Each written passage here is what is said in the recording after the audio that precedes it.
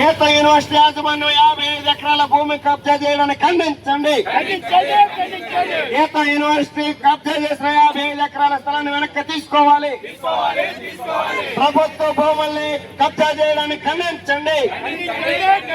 ప్రభుత్వ భూముల్ని కబ్జా చేయడాన్ని ఖండించండి.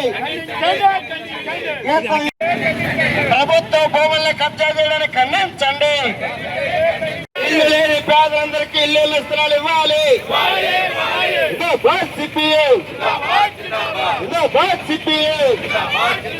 గీత యూనివర్సిటీ ప్రభుత్వ భూముల్ని కబ్జా చేయడాన్ని ఖండించండి.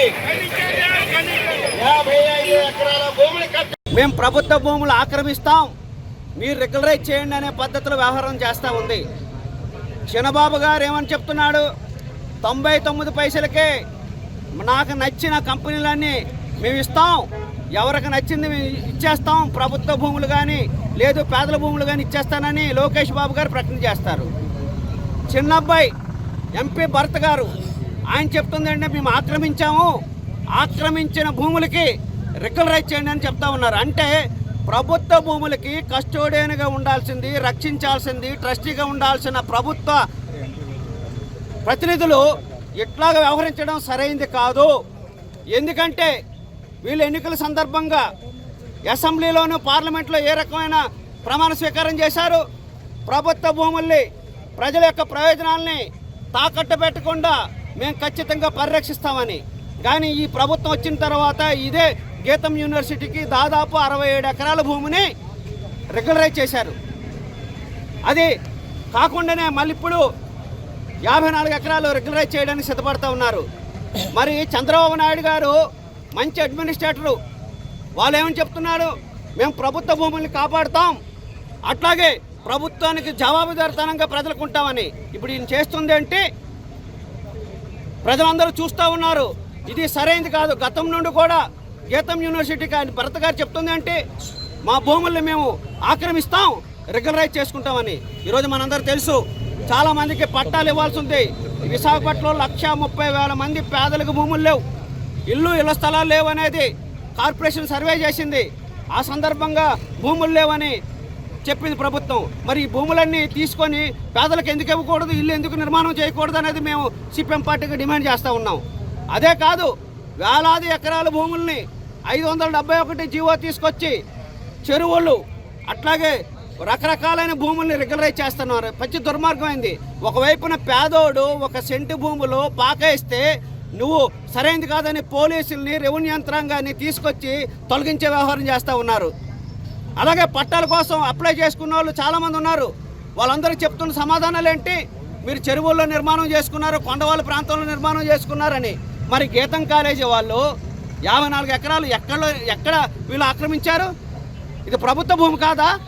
ఆ ప్రభుత్వ భూమిని ప్రజలకి చెందాల్సింది కాదా అని మేము అడగదలుచుకున్నాం. ఇప్పటికైనా నిజాయితీ ఉంటే భరత్ గారు, ఈ భూమి ప్రభుత్వ భూమి, ఆ భూమి అంటే మాకు మా క్యాంపస్ మధ్యలో ఉంది, ఆ భూమికి సంబంధించి ప్రజలకు ఇస్తానని ప్రకటించాలి. అప్పుడు నీతి నిజాయితీ ఉంటుంది.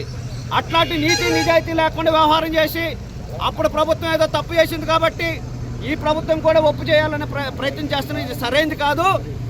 ప్రజాప్రతినిధిగా ఉన్న భరత్ గారు ప్రజల తరఫున ఉండేటట్టు ఉండాలి, ప్రజల ఆస్తులకి కస్టోడియన్గా ఉండాలి తప్ప ప్రజల ఆస్తుల్ని భక్షిస్తాను, నా ఇష్టం వచ్చినట్టు చేస్తానంటే మాత్రం ప్రజలు చూస్తూ ఊరుకోరని ఈ సందర్భంగా తెలియజేస్తా ఉన్నాం. సిపిఎం విశాఖ జిల్లా కార్యదర్శి ప్రభుత్వ భూముల్ని 54 ఎకరాల 79 సెంట్ల భూమిని అక్రమంగా కబ్జా చేసినటువంటి విశాఖపట్నం పార్లమెంటు సభ్యులు శ్రీభరత్ని తక్షణమే అరెస్ట్ చేసి ఆయన ఆక్రమించుకున్న భూముల్ని వెంటనే స్వాధీనం చేసుకోవాలని, గీతం యూనివర్సిటీ పరిధిలో ఉన్నటువంటి అన్ని భూముల మీద ప్రభుత్వం కమిషన్ వేసి సమగ్ర విచారణ జరిపించాలని సిపిఎం పార్టీ డిమాండ్ చేస్తూ ఉంది. ఈ ప్రభుత్వం ఎన్నికల ముందు చెప్పింది ఈ రాష్ట్రంలో భూదోపిడీ జరిగిపోతూ ఉంది, మాకు అధికారం ఇవ్వండి, ప్రజల భూమిని రక్షిస్తామని చెప్పని. మీరు చేస్తున్నది ఏంటి?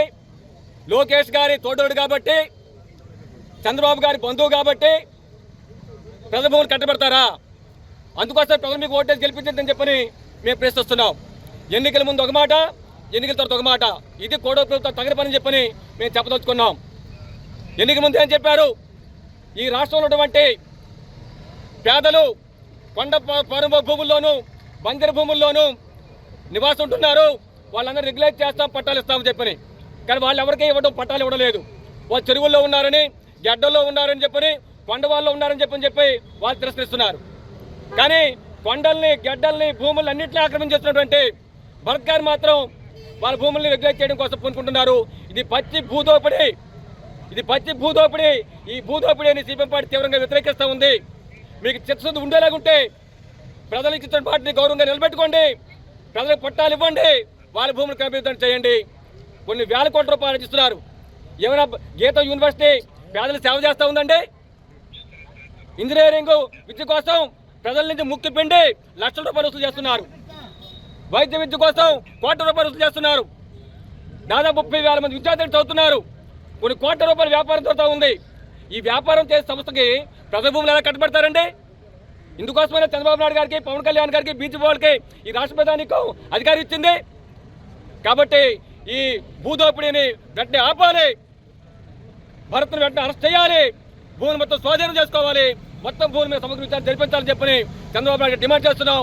లేని పక్షంలో ప్రజలు మీకు సరైన గుణపాఠం చెప్తారని చెప్పని మీతో హెచ్చరిస్తున్నాం.